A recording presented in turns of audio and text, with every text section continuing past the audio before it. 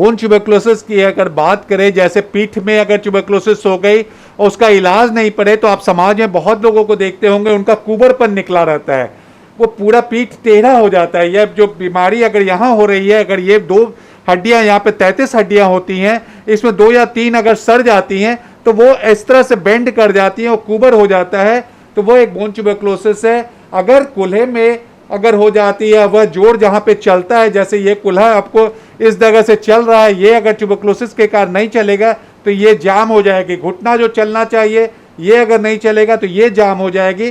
तो वैसे हालत में वो जोड़ पहले जैसा कार्य नहीं करता है और मरीज अपना दिनचर्या भी नहीं कर पाता है, उसको लेटने बैठने चलने हर में परेशानी हो सकती है।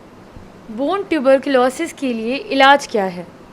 बोन ट्यूबरकुलोसिस की सबसे पहली इलाज है सही समय पे उसको पहचान लेना।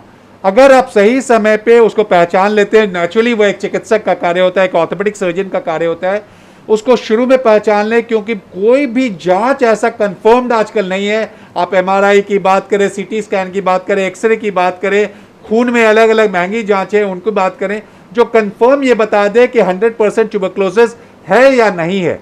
तो आपको कहीं ना कहीं अपने आप में सोचना पड़ता है कि बीमारी, उसकी जो भी इतिहास है बीमारी की, उसकी जांच में जो मरीज को मिल रहा है उसको देख के समन्वय बनानी पड़ती है।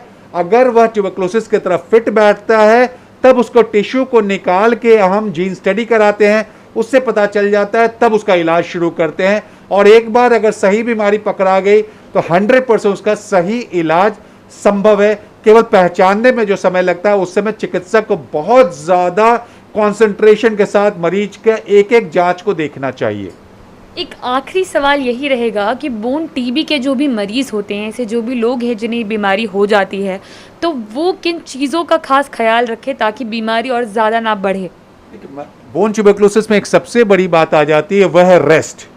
रेस्ट अगर आप नहीं दीजिएगा तो वह बीमारी को सही ढंग से आप कंट्रोल नहीं कर सकते हैं। इसलिए अगर बोन ट्यूबरकुलोसिस स्पाइन में हो रही है, पीठ में हो रही है, मरीज को हमेशा बोलते हैं आपको लेट के रहना है, आपको जो दिनचर्या है पैखाना पेशाब सब बिस्तर पे करनी है। मरीज ये मानने को तैयार नहीं होते, वो बोलते हैं हम दिन में 1 बार जाएंगे लैट्रिन, तो उससे भी परेशानी बढ़ जाती है। अगर वो 1 महीना लेट के रहते हैं तो दवाओं का 100% उपयोगिता उस मरीज में हो जाती है। अगर आप चलते फिरते रहते हैं, रेस्ट नहीं लेते हैं, तो बीमारी का इलाज सही ढंग से नहीं हो पाता है और बीमारी सही समय पे आप कंट्रोल नहीं कर सकते हैं। तो पहला, सबसे पहले हम लोग बोलते हैं रेस्ट बहुत ज़रूरी है। वो कुल्हे का हो, घुटने का हो, जहाँ का भी हो, उसमें रेस्ट आप दीजिए। और जब आप चलने लगते हैं, जैसे पीठ की बात करें तो पीठ में इस तरह का बेल्ट का अगर उपयोग किया जाए तो इससे बहुत फ़ायदा होता है। यह आपको मुड़ने नहीं देता है, आपको रेस्ट देता है। तो पहला रेस्ट, उसके बाद जो दवाएं जैसे चिकित्सक ने लिखी है उसका आप उपयोग कीजिए।